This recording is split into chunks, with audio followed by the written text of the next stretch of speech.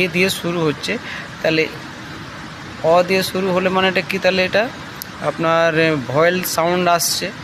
ভয়েল sound যখন আসছে MP, তাহলে এখানে এন বসবে, তাহলে এখানে এমপি আসছে, তাহলে এখানে এন বসবে। আপনি খুব এটা এখানে এন বসবে।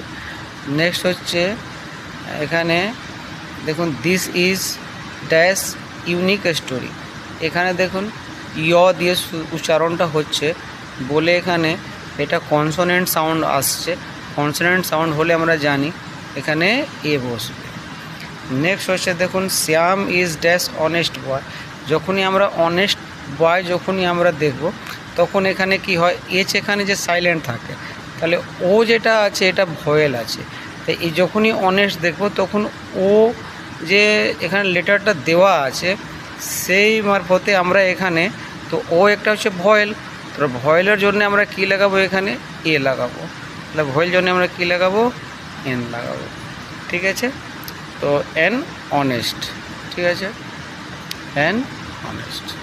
আচ্ছা, এখানে হচ্ছে আপনাদের my father gave me a nice doll, তাহলে একটা আমাকে এখানে নাইস, তাহলে এ বসবে। আবার এখানে দেখুন হিমালয়, যেহেতু আমরা জানি একটা স্পেশাল জায়গা বা স্পেশাল জিনিস বলে আমরা এখানে দ উচ্চারণটা করি, এটা খুব কমন জিনিস, এটাকে আপনারা ফলো করবেন। আর এখানে দেখুন লেখা আছে have you seen dash Taj Mahal. তাজমহলটা একটা স্পেশাল জিনিস আছে, খাস জিনিস আছে, তাহলে এখানে আমরা দ ব্যবহারটা করব। তো এটা আপনারা এখানে আমরা দ ছোট করব দ। তারপরে আমরা দেখুন এখানে লেখা আছে আই স ড্যাশ আউল। আউল মানে হচ্ছে এখানে দেখুন এখানে একটা ভয়েল আসছে, তাহলে ভয়েল যখনই আসবে তখন আমরা এখানে এন দিয়ে ব্যবহার করব, এন আউল। আবার দেখুন লেখা আছে ড্যাশ গঙ্গা। গঙ্গা একটা হোলি রিভার আছে, এটা আমরা জানি, আর গঙ্গা একটা স্পেশাল রিভার আছে, তাহলে আমরা এখানে দ ব্যবহার তো করতে পারি।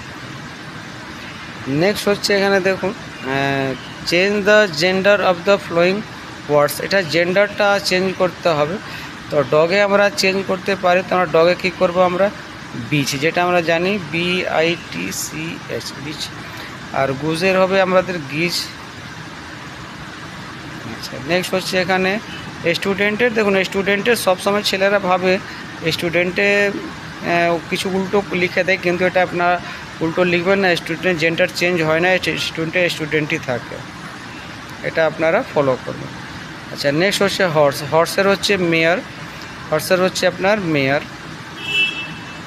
আচ্ছা, নেক্সট হচ্ছে গিজের, ঠিক সেরকম হচ্ছে গিজের গুজ, ওরকম এখানে গিজের গুজ হয়ে যাবে। আর ডকের হয়ে যাবে ড্রেক।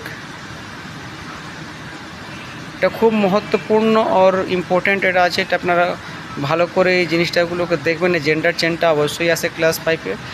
আর নেক্সট হচ্ছে দেখুন write the plural form of the following words. এটা হচ্ছে প্লুরাল ফর্ম, প্লুরালটা আমাকে করতে হবে।